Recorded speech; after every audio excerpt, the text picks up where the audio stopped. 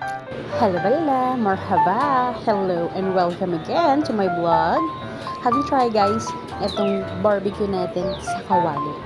So, napakadali lang ito guys. So, nakita nyo naman, unti mo kamatis, pwede natin siyang parang iihaw version.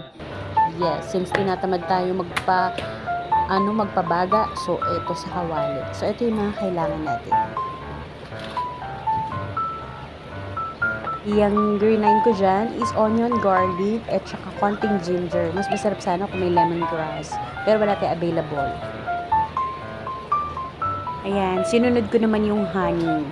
Of course, yung soy sauce hindi mawawala, and salt and pepper.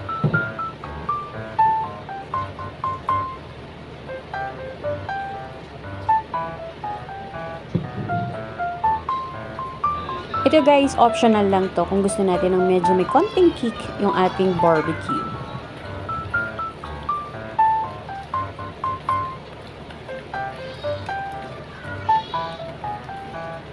And of course, sinunod ko na dyan sa konting mantika is i-fry natin siya ng konti yung mga manok natin dito. Siyempre kasama yung pinang-marinate na ginamit natin. And then, yan, lalagyan na natin siya ng konting tubig. So basically, para lang tayong gumagawa ng adobo or inadobo na pinatuyo. Exactly. So, ganun yung pinaka-ano niya.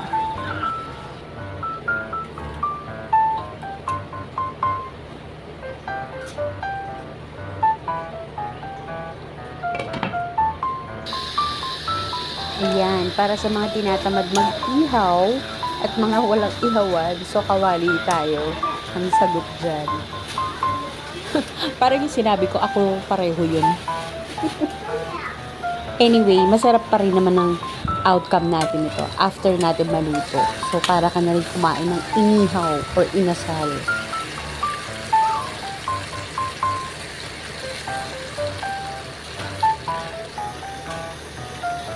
So, yan, nakita nyo, nagkakaramelize siya dahil dun sa sweet na nilagay natin or yung honey. So, balik-balik ka rin lang natin siya, of course, para maging even yung luto niya. And of course, our chicken barbecue in a pan is look ready. And ito po yung kay Baba. And yun lamang po. Thank you guys so much for watching this video. Again, see you for my next vlog. Don't forget guys to like, share, and follow this video. Bye for now. Masalama!